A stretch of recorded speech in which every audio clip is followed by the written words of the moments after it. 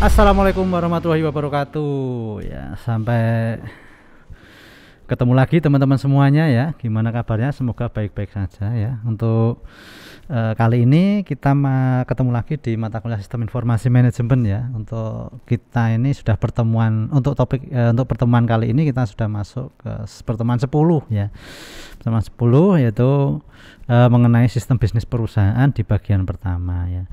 Jadi berbicara mengenai sistem bisnis perusahaan ini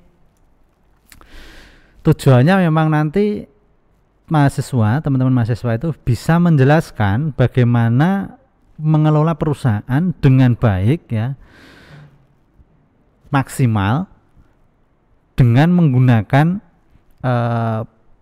perangkat teknologi informasi ya.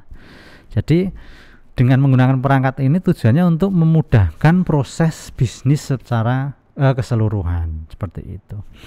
Nah, kemudian bagaimana fokus sebuah bisnis ya atau operasional sebuah bisnis baik itu manufaktur, dagang maupun jasa. Itu ada tiga komponen besar nanti yang harus kita fokuskan ke sana ya. Jadi terkait dengan pengelolaan ya perusahaan ya, itu level awalnya itu memang kita harus fokus pada tiga sistem besar dalam operasionalnya. Apa saja? Yang pertama, fokus hubungan dengan pelanggan. Nah, pelanggan ini sangat penting sekali kalau kita dalam pengelolaan perusahaan ya. Pelanggan itu seperti raja, itu memang betul ya. Jadi memang bagaimana kita mengelola hubungan baik dengan pelanggan agar pelanggan itu tidak pindah ke kompetitor atau dia malah bisa loyal dengan perusahaan kita atau dengan produk kita. Itu sangat penting ya. Dan nanti bagaimana mengelola hubungan dengan pelanggan itu akan kita bahas. Kemudian yang kedua, perencanaan sumber daya. Nah, perencanaan sumber daya itu ketika proses sebuah bisnis perusahaan, bagaimana sumber daya itu dikelola dengan baik dan maksimal ya. Nah, sumber daya dalam perusahaan itu banyak. Ada sumber daya manusianya yang mengoperasionalkannya itu, sumber daya keuangannya untuk membeli bahan bakunya, untuk membangun infrastrukturnya ya. Kemudian ada sumber daya yang lainnya. Ketika memproduksi barang agar tepat dan efektif itu harus di manage dengan baik terkait sumber dayanya. Yang ketiga, fokus dalam mengelola rantai pasokan. Ini sebagai inputan kita. Kalau kita bisa menjual banyak, inputan kita sedikit, tidak imbang, tidak matching, ya nanti akan terganggu proses operasional perusahaan kita. Sehingga dalam mengelola hubungan dengan pemasok itu juga harus diperhatikan kalau kita berbicara pengelolaan bisnis perusahaan. Nah itu. Nah dari tiga itu kita breakdown dulu. Yang pertama pengelolaan pelanggan. Nah ini pengelolaan pelanggan ini menjadi salah satu strategi utama manajemen level atas ya. Karena dia bagaimana bisa mempertahankan pelanggan, terus bagaimana bisa mengelola database pelanggan ya, agar pelanggan itu loyal terhadap produk kita dan nanti bisa mengembangkan jaringan ke pelanggan-pelanggan lainnya atau calon pelanggan lainnya. Nah, dalam pengelolaan pelanggan ini sudah ada aplikasi sebetulnya yang bisa diimplementasikan bagi perusahaan, yaitu apa? CRM, Customer Relationship Management, di mana pengelolaan itu kita sudah menggunakan teknologi sehingga dalam menjaga hubungan baik dengan pelanggan kita bisa sudah menggunakan jaringan internet atau menggunakan secara online ya. Karena apa? Itu lebih mudah dan dari segi tenaga tidak begitu mengeluarkan tenaga, efisiensi tenaga ya, dan efektif dalam hal penjualannya ya, operasionalnya.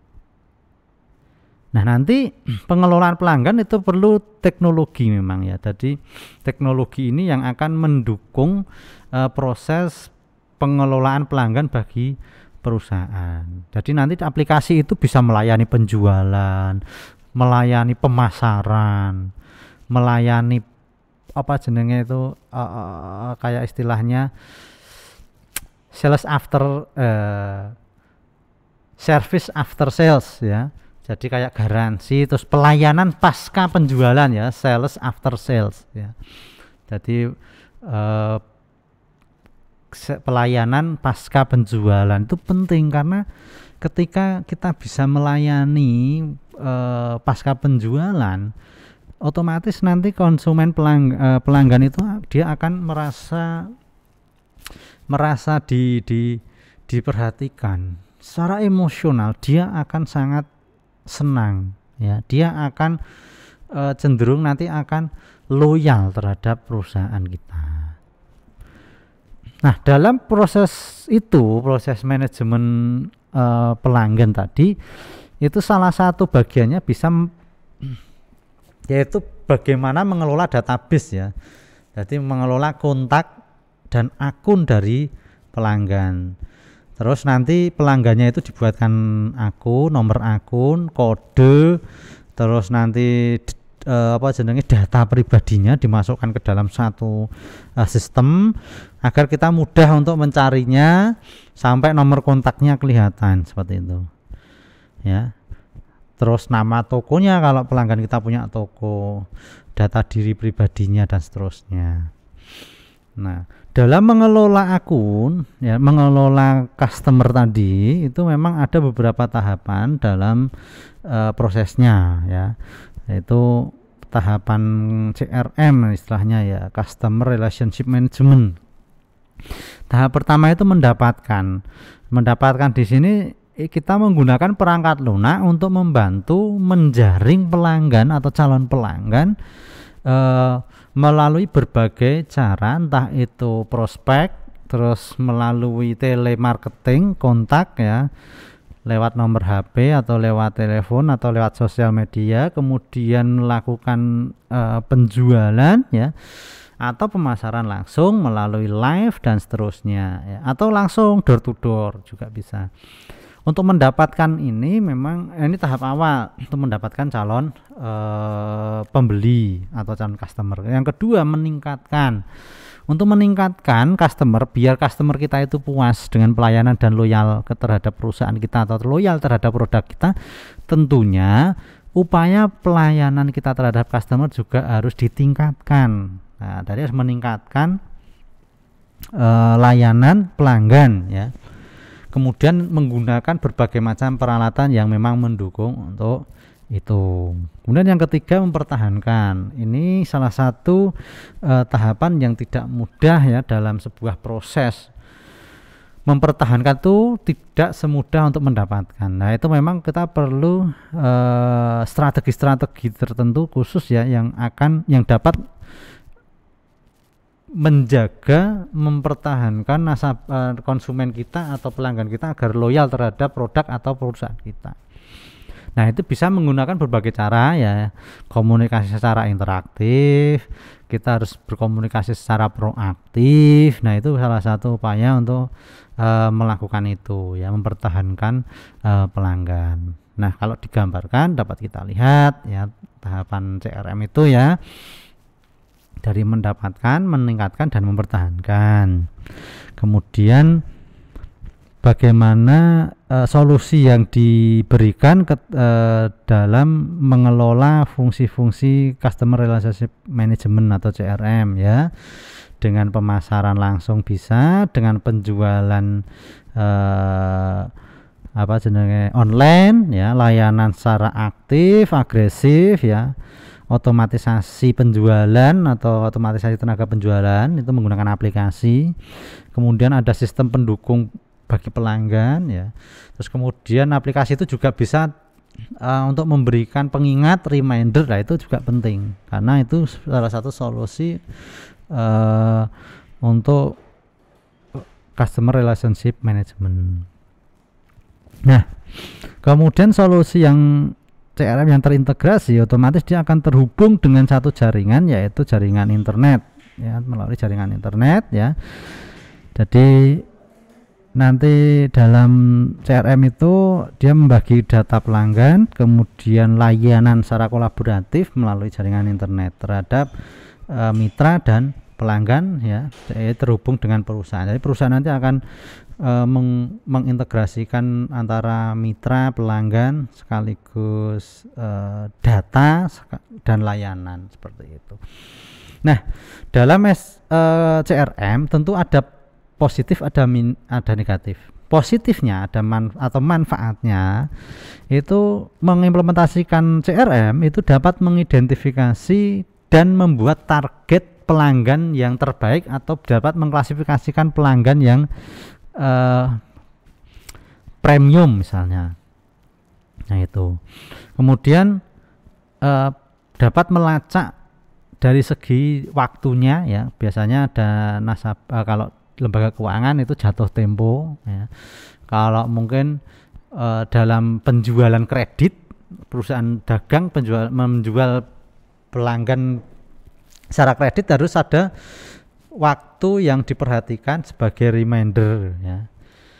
Tuh. Kemudian berikan layanan yang memang superior, service excellent ya. Lah minusnya apa? Minusnya itu CRM ya butuh persiapan, butuh sumber daya yang memadai dalam mengoperasionalkan peralatannya tersebut ya. Kemudian jangan terlalu ketergantungan terhadap sebuah aplikasi ya. Jadi memang itu perlu diperhatikannya di situ karena tentunya ya butuh persiapan yang baik itu. Nah minusnya memang kita butuh persiapan, kalau tidak siap ya akan menyebabkan kegagalan sama aja. Nah kemudian perencanaan sumber daya manusia, perencanaan sumber daya atau enterprise resource planning ya. Ini dia aplikasi ini akan mengintegrasikan dalam pengalokasian sumber daya. Dia akan mengintegrasikan sistem informasi ya ke dalam berbagai fungsi antara lain fungsi pabrikasi, logistik, kemudian penjualan, distribusi, akuntansi dan sumber daya manusia. Nah ini memang dia yang akan mengolah kerangka kerja transaksi dalam sebuah perusahaan itu enterprise resource planning ini. Nah gambarnya sih seperti lingkaran gitu ya, yaitu terhubung dengan berbagai macam fungsi ya. Ini ya. Nah kemudian dalam ERP juga ada plus minusnya. Positifnya, kinerja perusahaan dengan mengimplementasikan ERP berbasis teknologi atau aplikasi tentunya akan meningkatkan kualitas produk dan efisiensi. Biayanya akan semakin berkurang atau